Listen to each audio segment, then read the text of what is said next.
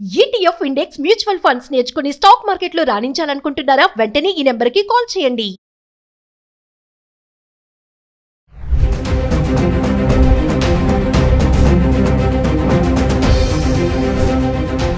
నమస్తే, welcome back to Suman TV. ప్రస్తుతం మనతో పాటు ఉన్నారు అనలిస్ట్ మందరి కృష్ణారెడ్డి గారు.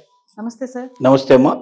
సార్, ఐటీ మనం చాలా వీడియోలో మాట్లాడుకున్నాము. ఆల్రెడీ ఏఐ రావడము ఐటీ సెక్టార్కి చాలా షాక్ ఇచ్చింది అనేసి. మొన్న అమెజాన్, మైక్రోసాఫ్ట్, నిన్న టీసీఎస్.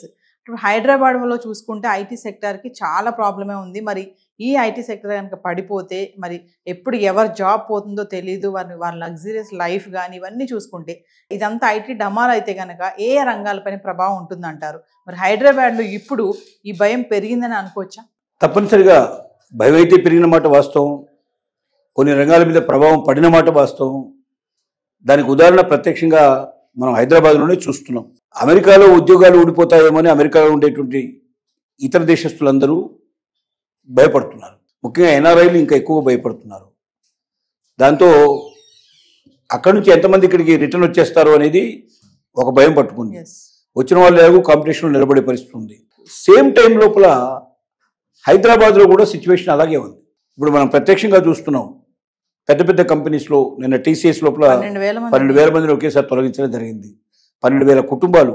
అంటే వాళ్ళ మీద కనీసం ఇంటికి ఒక 5 ఆధారపడి ఉన్న 60,000 మంది జీవితం డమాల్ అయిపోయిన పరిస్థితే కదా. అది కూడా కింద స్థాయి వాళ్ళని కాకుండా హై పోస్ట్లో ఉండేవాళ్ళు ఎక్కువ మంది అవుతున్నారు. కారణం ఏమిటంటే ఏఐ యొక్క ప్రభావం ఎక్కువగా హై పోస్టుల మీద పడుతుంది. ఇప్పుడు రేపు భవిష్యత్తు లోపల ఇంకా రకరకాల ప్రభావాలు కనబడుతున్నాయి. ఉదాహరణకి ట్యూషన్ చెప్పేటువంటి ట్యూషన్ మాస్టర్స్ ఉన్నారు, టీచర్స్ ఉన్నారు. వాళ్ళ బదులుగా ఏ ట్యూషన్ చెప్పేస్తుంది, వాళ్ళందరినీ తీసేయాల్సిన పరిస్థితి ఉంది. కార్లు ఏఐ ద్వారా ఇప్పటికే కొన్ని కార్లు వితౌట్ డ్రైవర్ లేకుండా కారు నడిపేట్టు ఉన్నాయి. ఇక నుండి భవిష్యత్తులో అన్ని కార్లు డ్రైవర్ లేకుండా నడిచేట్టు పరిస్థితులు ఏర్పడతాయి. ఏఐ టెక్నాలజీ తోటి కారుకు డ్రైవర్ అవసరం లేకుండా నడిపేట్టు పరిస్థితి. అప్పుడు డ్రైవర్ల పరిస్థితి అంతా కూడా మొత్తం టోటల్గా ఉద్యోగాలు ఊడిపోయే పరిస్థితులు ఏర్పడతాయి. ముఖ్యంగా హై ఎండ్ టెక్నాలజీలో ఎక్కువగా ఏఐ యొక్క ప్రభావం ఉంటుంది కాబట్టి ఐటీ రంగంలో ఉండేటువంటి వాళ్ళు కూడా చాలా వరకు ఆ పొజిషన్లో ఉంటారు కాబట్టి లక్షల రూపాయల మీద వాళ్ళు ఉద్యోగం ఉంటుంది. వాళ్ళకు జీతభత్యాలు ఉంటాయి కాబట్టి జీతంతో పాటుగా ఇంకా చాలా రకాల ఎమ్యూనిటీస్ కల్పించడం, చాలా రకాల లోన్స్ ఇవ్వడం, వాళ్ళకి తర్వాత సంవత్సరం బోనస్లు ఇవ్వడం, ఫారిన్ ట్రిప్పులు పంపించడం, ఇట్లా రకరకాల పద్ధతి లోపల వాళ్ళని ఎంటర్టైన్ చేయడం జరుగుతుంది. వీక్లీ 5 డేసే పనిచేస్తే సరిపోతుంది. 2 డేస్ వాళ్ళు రెస్ట్ తీసుకోవచ్చు. ఇలాంటి ఒక లగ్జరీ లైఫ్ హాయిగా లక్షల జీతంతో ఉండి ఆ 5 రోజులు మాత్రం జాగ్రత్తగా పనిచేసుకుంటే జీవితం అంతా సంతోషంగా గడపగలిగేటువంటి స్థితి నుంచి ఇప్పుడు నిద్రపట్టని పరిస్థితి ఏర్పడింది. కారణం ఏంటంటే ఢమాలమంటూ పక్కపక్కన ఉండే అన్ని కంపెనీలు తన కంపెనీలో కూడా వేలాది మందిని లే ఆఫ్ ప్రకటించేసేసి కంపెనీ ఎప్పుడు ఎవరు తీసేస్తుందో తెలియకుండా ఉన్న పరిస్థితుల్లో తన జాబ్ ఎప్పుడు పోతుందా అని గడగడలాడిపోయే పరిస్థితి, గుండె చేతిలో పట్టుకుని పడుకునే పరిస్థితి వాళ్ళు ఏర్పడింది.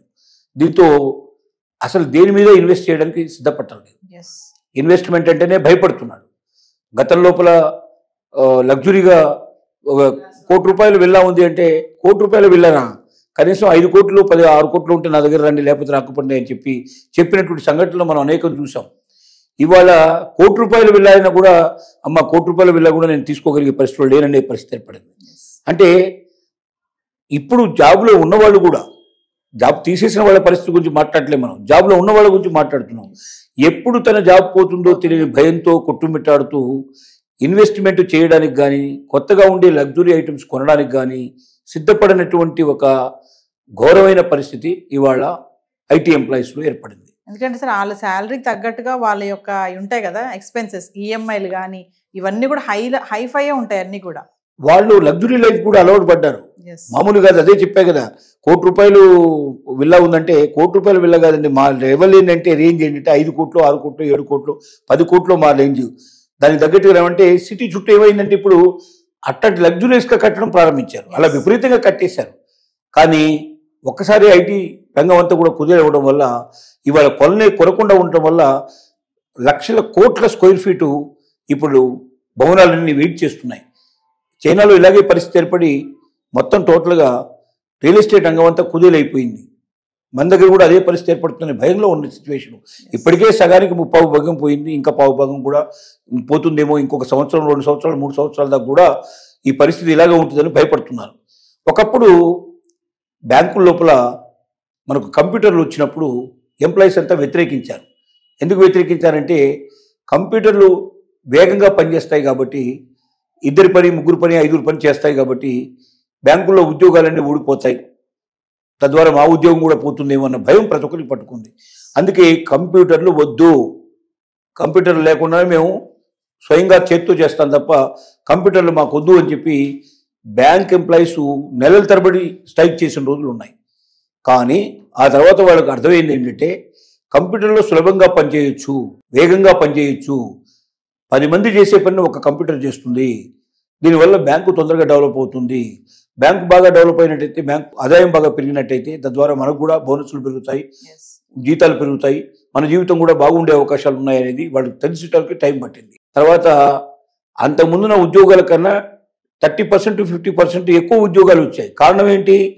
బ్యాంక్ ఎప్పుడైతే వేగంగా పనిచేయడం ప్రారంభించిందో, ఎక్కువ మంది కస్టమర్స్ని అట్రాక్ట్ చేయడం మొదలుపెట్టిందో, ఎక్కువ డిపాజిట్స్ రావడం మొదలుపెట్టిందో, ఎక్కువ లోన్స్ ఇవ్వడం ప్రారంభించిందో, తద్వారా బ్యాంక్ అభివృద్ధి అయింది. అభివృద్ధి అవడం వల్ల ఇంకా కొత్త ఉద్యోగాలు వచ్చాయి. అలాగా 25% 50% ఉద్యోగాలు కొత్తగా వచ్చిన అవకాశం ఏర్పడింది. పాత ఉద్యోగస్తులు కూడా తక్కువ శ్రమతోటి ఎక్కువ పనిచేయగలిగే పరిస్థితులు ఏర్పడ్డాయి. ఇదంతా మేలు జరిగింది. అలాగే ఇవాళ లేఆఫ్లు ప్రకటించినటువంటి ఎక్కడైతే మనకు ఇంటలెక్చువల్ మనకు ఇది వచ్చిందో, ఈ రంగంలో ఆర్టిఫిషియల్ ఇంటెలిజెన్స్ ఎక్కడైతే వచ్చిందో, ఈ ఆర్టిఫిషియల్ ఇంటెలిజెన్స్ స్థానంలో రేపు భవిష్యత్తులో ఉద్యోగాలు పెరిగే అవకాశాలు కూడా ఉన్నాయి. ఎట్లా అంటే ఈ ఆర్టిఫిషియల్ ఇంటెలిజెన్స్లో కూడా రకరకాల పనులు చేయడానికి కనిపెట్టేవాడు ఉండాలి, ఆ కనిపెట్టిన తర్వాత కూడా పని నడిచేటట్టుగా చేసేవాడు ఉండాలి, దాన్ని ఆపరేట్ చేసేవాడు కూడా ఉండాలి. అంటే ఆ ఉద్యోగాలు పెరుగుతాయి. ఆ ఉద్యోగాలు పెరిగినప్పుడు ఈ ఉద్యోగాలు పోతాయి, ఇప్పుడున్న ఉద్యోగాలు పోతాయి, కొత్త రకమైన ఉద్యోగాలు వస్తాయి.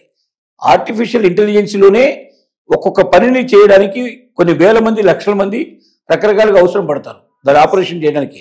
అంటే ఇప్పుడు మనకు ఇట్లా కొట్టంగానే మనకి అది రిజల్ట్ వస్తుంది, కానీ ఆ రిజల్ట్ వచ్చేట్టుగా చేయాలంటే దాని వెనక చాలా మంది శ్రమ పడాల్సి ఉంటుంది, ఆ విధానాన్ని తయారు చేయాల్సి ఉంటుంది.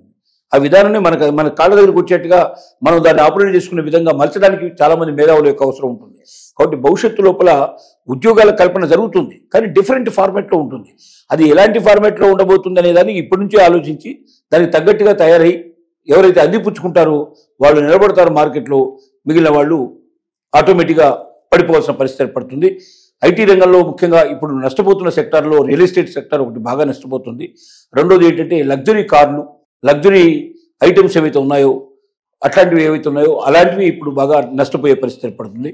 చాలామంది దాన్ని కొనడానికి భయపడుతున్నారు, దాని గురించి ఆలోచించడానికే సిద్ధపడటం లేదు. తద్వారా ఐటీ ఉద్యోగులను దృష్టిలో పెట్టుకుని చాలామంది కొన్ని మ్యానుఫ్యాక్చరర్స్ కొత్తగా వచ్చారు, సర్వీస్ ప్రొవైడర్స్ కొత్తగా వచ్చారు, వాళ్ళందరూ ఇప్పుడు నష్టపోయే పరిస్థితిలో ఉన్నారు. కాబట్టి కొంతకాలం ఐటీ సెక్టర్ పనికొచ్చేటువంటి ఏ ఐటమ్ గురించి కూడా ఎక్కువ ఆలోచించకుండా సింపుల్గా ఉండేటట్టుగా ప్రయత్నం చేస్తూ లగ్జరీ ఐటమ్స్ కన్నా కామన్గా ఉండేటువంటి ఐటమ్సే ఎక్కువగా తీసుకోవడానికి ప్రయత్నం చేస్తారు. కాబట్టి కొంతకాలం స్తబ్దంగా ఉండే అవకాశాలు ఉన్నాయి ఈ రంగం. Thank you.